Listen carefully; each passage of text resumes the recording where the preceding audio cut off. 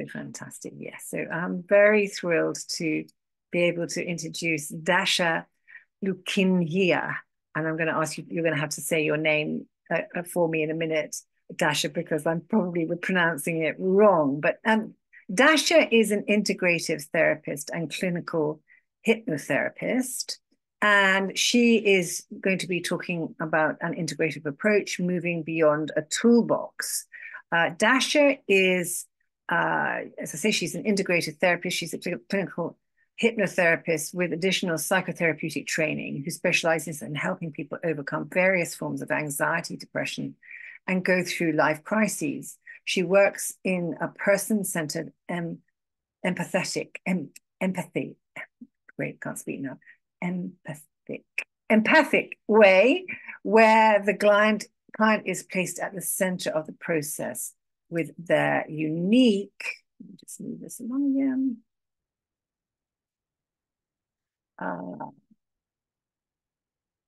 With their unique personality needs in mind. She's trained in Gestalt, transactional analysis, internal family systems, CBT, solution-focused techniques, hypnotherapy, and is in continuous further education with the UKCP, which is a British body for psychotherapists. So I think with that, we're going to hand over to you, Dasha, and you know, please correct my pronunciation of your name, and yes, looking forward to hearing you. You need to just unmute yourself. You should be, there you go. All right. Hi everyone, and hi Lorrayn. I'm very grateful as well that we've met by chance like this just a couple of days ago, and for an opportunity to speak. So thank you. I've had also a chance to listen to Iskra's speech, and I will have to say that a lot of the things really, really resonated as well. And I'll probably build on some of the things that she has spoken about. So I really like to make this into a conversation. So if anybody has any questions or comments or challenges or want to share their experience of working through anxiety and depression, please, I don't know if you can raise your hands, but maybe there's a way to do so. I would love to make it interactive as well. So kind of thought about the angle of this talk, and really I'd like to take you through some of the common challenges that people experience when they start their healing journey and go into therapy, and how an integrative, holistic approach can bring significant benefits. And we're going to use the example of anxiety. So we'll talk about choosing your therapist and the real importance of therapeutic relationship as part of that holistic approach and as part of a strong foundation for creating transformations. We'll use anxiety as an example and discuss 3 different levels that we really need to address this very complex ailment, and why sometimes it might feel like nothing is working and what you can do about it, and also some tips to take away. So really to set the scene, some of the common complaints that people have at different stages in their journey are, number 1, I have no idea what's wrong with me, just that I'm feeling very bad and I don't know what I need and I don't know where to start. So what ends up happening is we do all sorts of things, and you know, we can numb ourselves and we can avoid, and because we simply don't really know what's happening for us and what we're feeling and who to go to. Secondly, I am stuck and I'm overwhelmed by my emotions. I'm overwhelmed by my anxiety. I've tried different things and it's just not working, or I'm still feeling very poorly and I feel like I'm stuck on this wheel almost of searching for answers and still feeling triggered. So I've talked about this multiple times, but anytime I don't get my partner to call me back in an hour, I feel that I'm not needed or I feel abandoned. What do I do about it? And then on the other side of the spectrum, there might be, I'm feeling very numb and I feel very disconnected and I just don't feel much. I feel like kind of the vitality of life has been drained.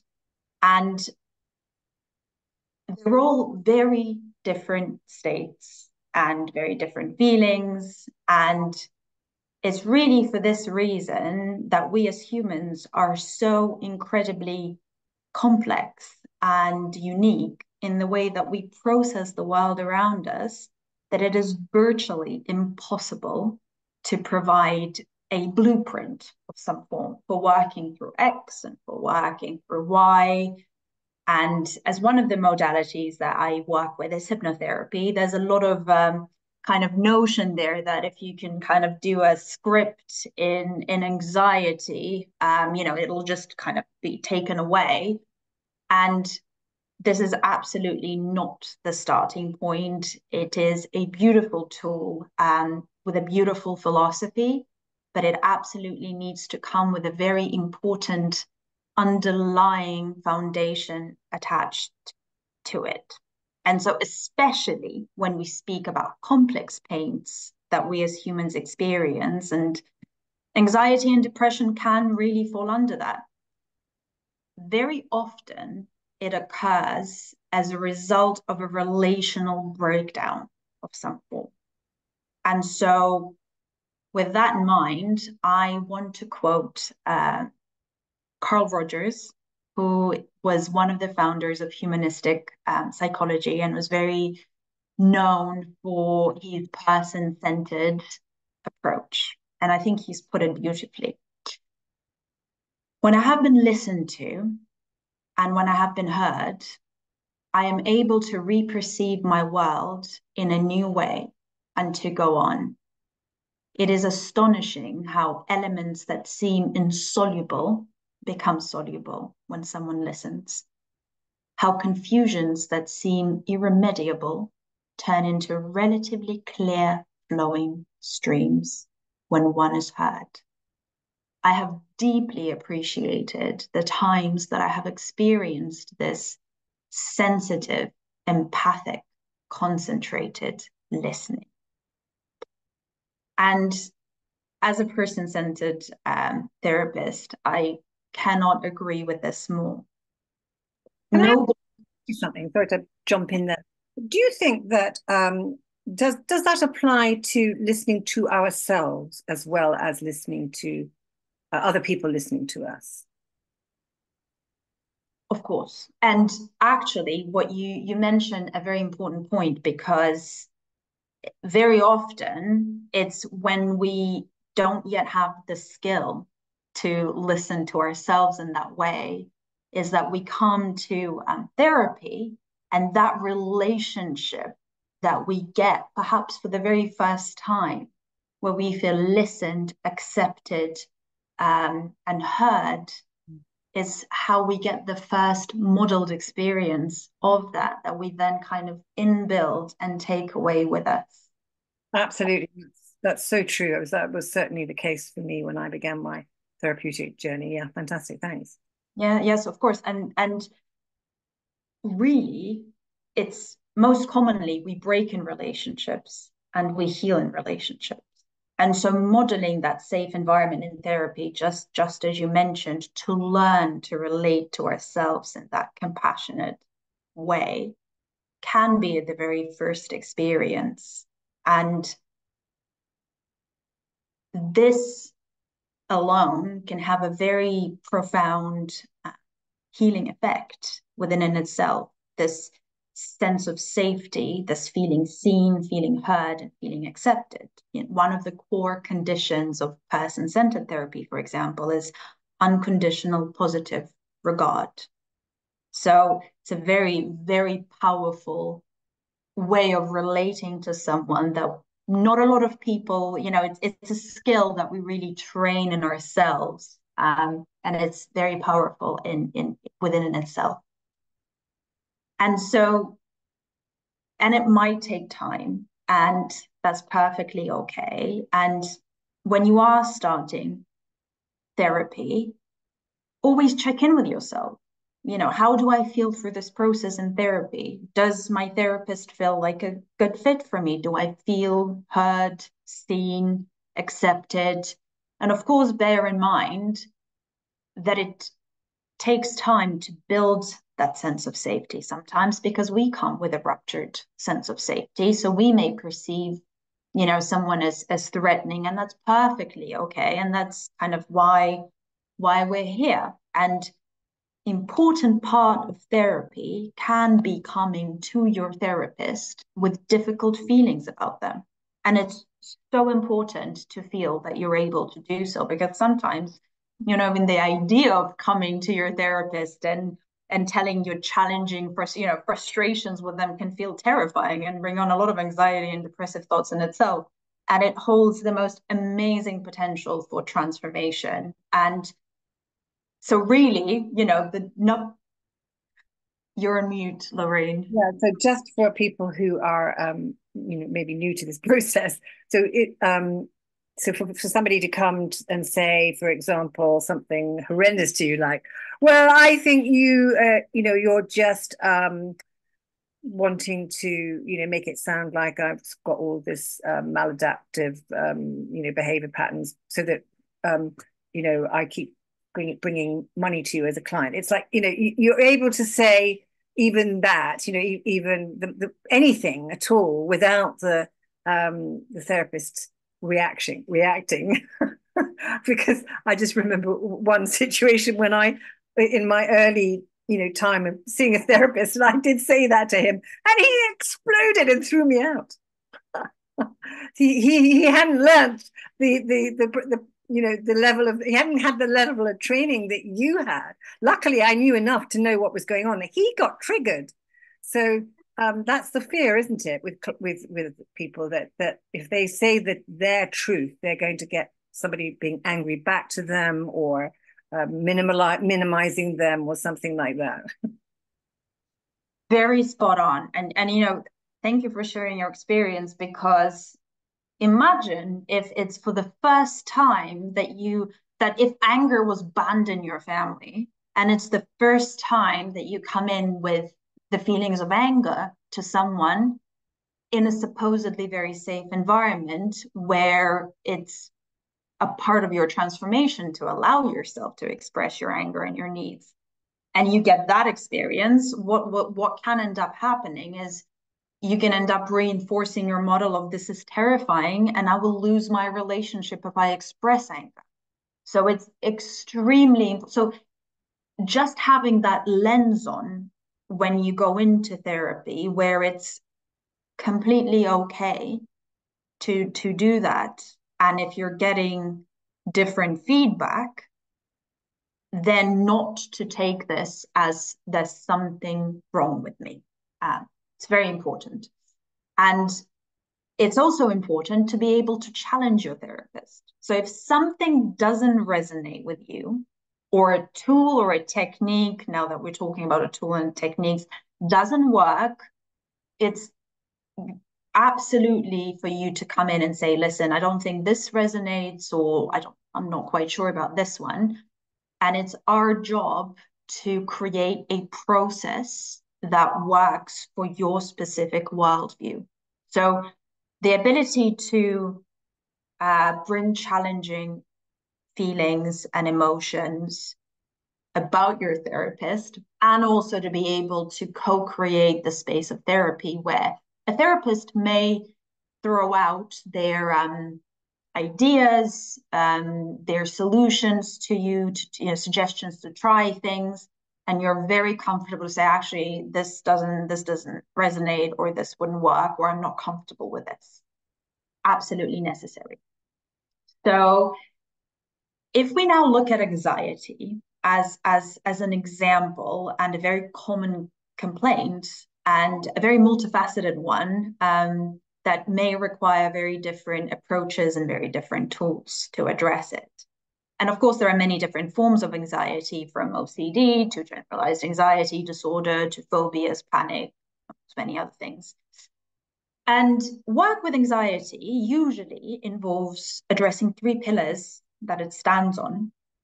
So, number one is behavioral. So, when we're feeling anxious about something, we will escape, avoid, create dependency, fight, flight, freeze, or fawn in some cases, which is fawning is actually a very interesting response because we often talk about fight, flight, or freeze as when we're triggered.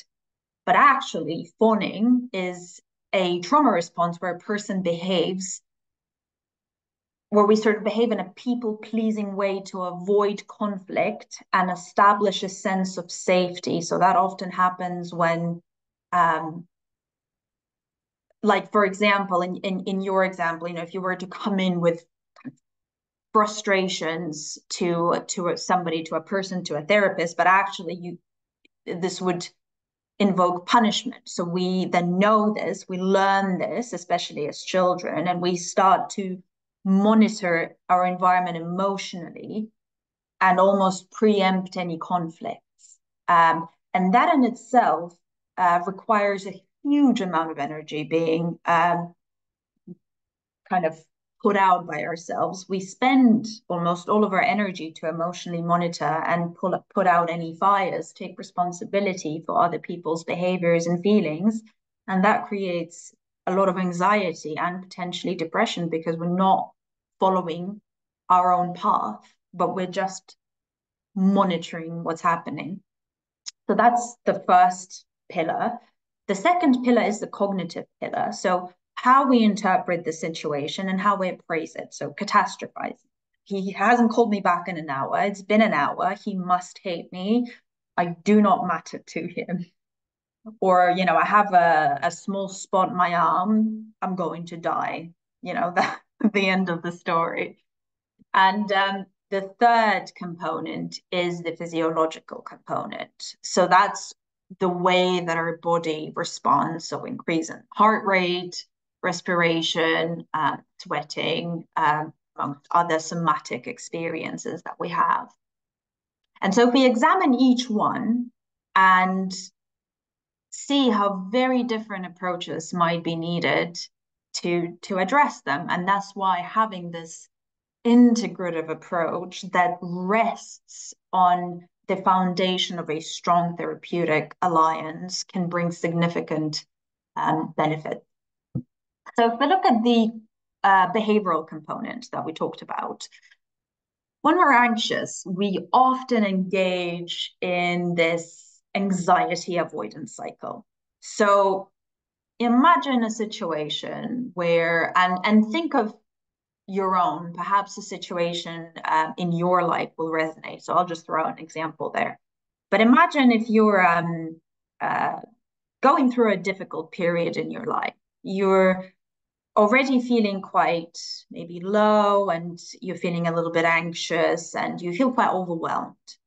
And you go to a restaurant. You go to a restaurant with your friend, with your partner, and it's quite crowded in a restaurant and there's a lot of people and there's people next to a table celebrating their birthdays. It's very loud, people are laughing, a lot of lights, it's very light, and suddenly you're finding yourself having a panic attack, and it's the first time and you have no idea what's happening and you feel like you're going to die. It can be a very frightening experience when you don't know what's coming, and you live through it, but you imprint this as a horrifying experience. And so then what ends up happening is you start to avoid going into a restaurant because you're afraid that something might happen. And so we then begin to be afraid of the fear itself. So there's another layer. We're afraid of experiencing the fear. And so by avoiding going to that similar to a restaurant, we then lose the opportunity to learn that we can cope with the panic and nothing awful will happen. Then what ends up happening, our brains are, wonderfully smart and they try to protect us from danger all the time. But you'll find that similar situations that resemble the restaurant environment will start to invoke feelings of fear. So after a little while, we may find, okay, I really don't want to go to crowded places, to marketplaces, to open spaces where I feel kind of unsafe and I don't know where to run to. And then our life just shrinks and shrinks and shrinks. So by providing ourselves with short-term relief of not going to a restaurant, for example, we allow the long-term anxiety grow. So addressing that as part of therapy on a behavioral level as well can be a very powerful reinforcing tool, because you then get reinforcement from your emotional side, from your cognitive side. I've been here, I have not died, nothing awful happened. And we have to be skillful in this, because especially if you're already kind of further down the line, to make sure that you're not kind of re-triggered to the point where you then just kind of hide away and don't want to try this again. So exposure therapy can be helpful. More classical trauma processing therapy, so processing old events and removing traumatic emotional components from the memories, can be helpful. Somatic experiencing, very huge fan of any kind of body-based work, can be very helpful, as well as hypnotherapy. You know, we can change our states in hypnotherapy. We can process all traumatic events.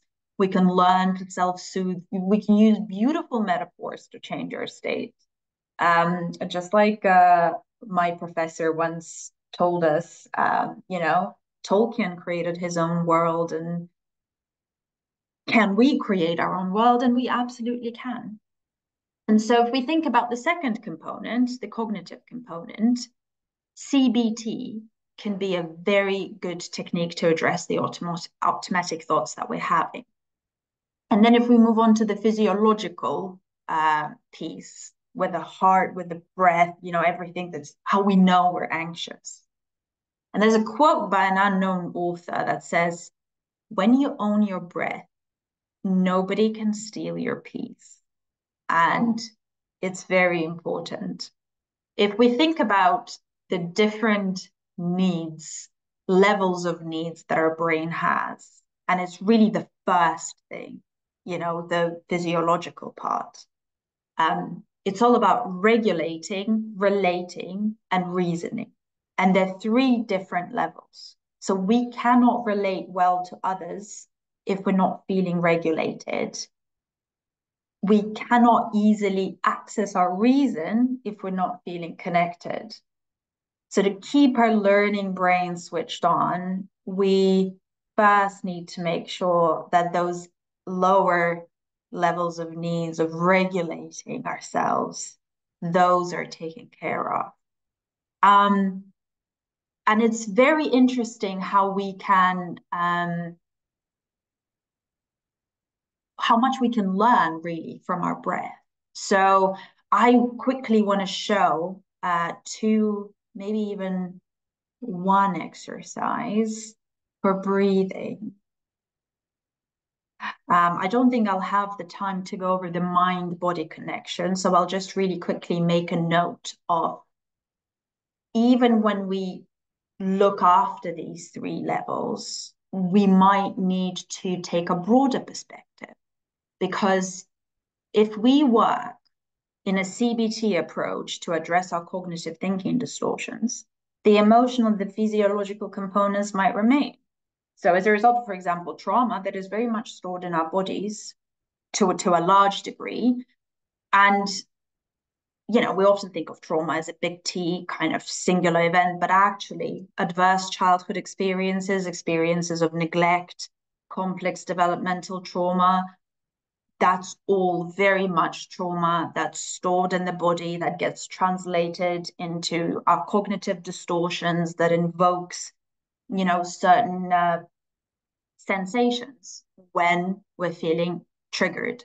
And so, very importantly, different people react and process these things very differently. So you may find two siblings in one family who experienced seemingly, same parents, similar environment, very different ways of relating to the environment, very different ways of processing, but also very different ways the nervous system responds. So some get stuck in hypoarousal. So when you're kind of feeling flat, you may get stuck in hyperarousal when constant anxiety is running through your blood. And so interventions for these different types of ways that we relate will vary greatly. I think Uh, it's very interesting when you have like this studies done on twins and things like that who had very similar, yeah. childhood experiences, and yet they're completely different in the way that they process, trauma and everything else. I'm just conscious of the time, so do you want to just share about your free gift and how people can contact you before you finish with the exercise? Yes, actually, I am thinking because I wouldn't like to rush it. So maybe I'll include that breath exercise as part of the gift. I think that might be a good idea. That Um, actually, I think that'd be yes. really, yeah, yeah. So what I'll do is I'll collate maybe a worksheet with these two exercises. And what I also wanted to share was thinking about what could be that free gift. And I thought, you know what? I will give kind of a inner strength hypnotic intervention to integrate all the learnings from the summit. So just a small hypnotic intervention with some suggestions that you can integrate everything that you have learned. So I will record it straight after the talk and I will share the link with you, Lorraine, and with Denise, and then maybe we can send them round. We'll do that. Absolutely perfect. Yeah. Wow. Well, I mean, it's been so interesting to hear you speak. And I think for anybody who's on the call, on the summit, who wants to understand a little bit more about, what to expect in therapy and how therapy could help them, they would have learned a lot from listening to you about, the And process. you can find, I think the best would be my website, and I'm putting out quite a lot on anxiety, and we'll be putting out more on trauma on my Instagram account. And I think it's in the chat. So any tools and tips and tricks, just go onto my Instagram, and I'm sharing there pretty frequently. I want to thank you, Lorraine, again. I'm so happy that we met seemingly by chance, and I've really, really enjoyed this opportunity. It's been brilliant to listen to you too. So thank you very much indeed. It's been very informative. And I think we'll have given a lot of people, as I say, some valuable information on their journey if they're wanting to get therapeutic help. And so thank you so much. Thank you. Great. Just